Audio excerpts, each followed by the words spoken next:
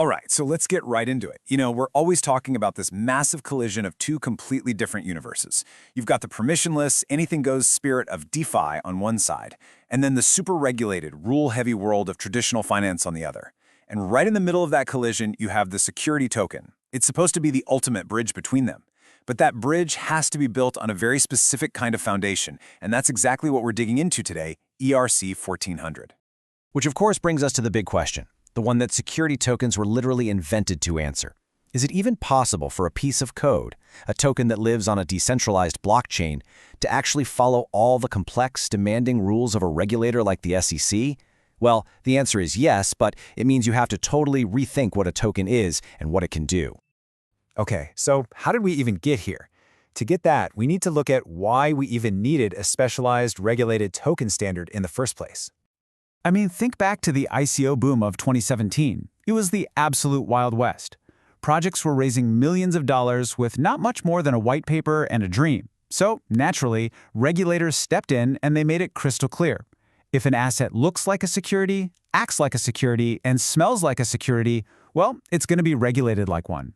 And that's what gave birth to the Security Token Offering, or STO, the fully compliant, grown-up version of the ICO. And this is where it gets really interesting. An ICO was usually for a utility token, right? It promised you could use it on some future platform. But an STO, that represents actual ownership in a real-world asset. We're talking company stock, a piece of a building, a bond. The key thing to see here is that we went from basically zero investor protection to legally enforced rights, all backed by actual regulations. That changes the entire game. So if you want to put a regulated asset on-chain, you need a tool that's built for the job. You can't just use a regular old ERC-20, you need a specialized framework, and that is ERC 1400. So what is it really? At its heart, ERC 1400 is basically a set of standards that turns a token's smart contract into a rule enforcer. It's not just about keeping track of who owns what. It's about actively managing compliance, making sure every single transaction and every single person holding the token meets specific legal rules right there on the blockchain. And this is where you really see the power of ERC 1400.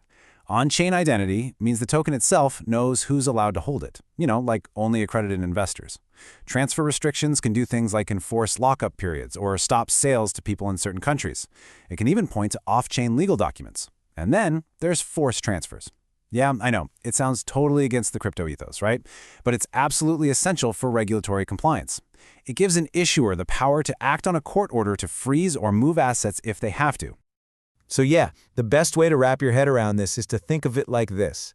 An ERC-20 token is like digital cash. It doesn't care who has it. An ERC 1400 token has a tiny compliance officer baked right into its code, and it checks every single transaction against a rulebook. Now we get to the whole reason this technology exists, building that bridge between Wall Street and the digital world by tokenizing real assets. I mean, this picture really says it all, doesn't it? The whole idea is to take something illiquid, like a skyscraper or a stake in a startup, and create a digital twin of it on the blockchain. ERC 1400 is the regulatory packaging that makes it all possible, letting these assets be split up, managed, and eventually traded with the speed and efficiency of crypto.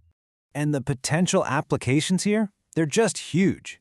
We're talking about fractional ownership in huge commercial buildings, making private equity accessible to more accredited investors, and even tokenizing ownership in gold bars or shares of an investment fund.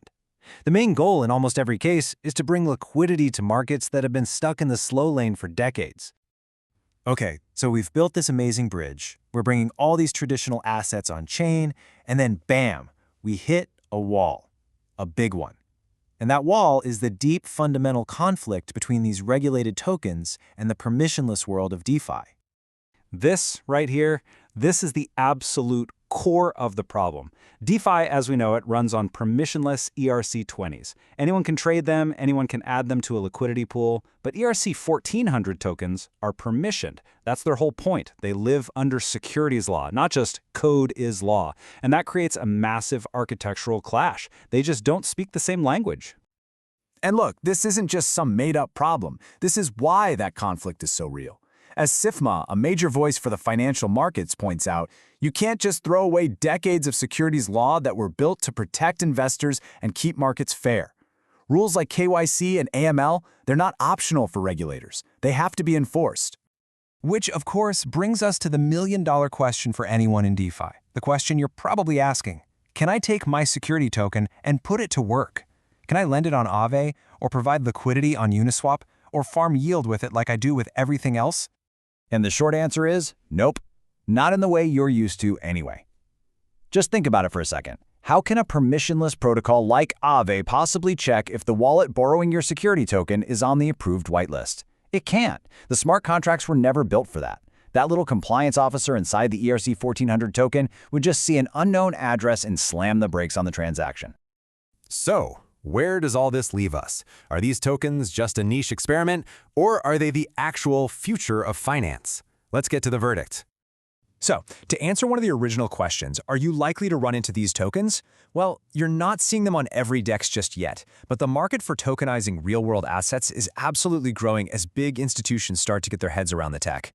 And the potential scale here is just mind-blowing. A report from BCG and ADDX thinks the market for all tokenized assets could reach, get this, over $16 trillion by 2030. That's not a niche.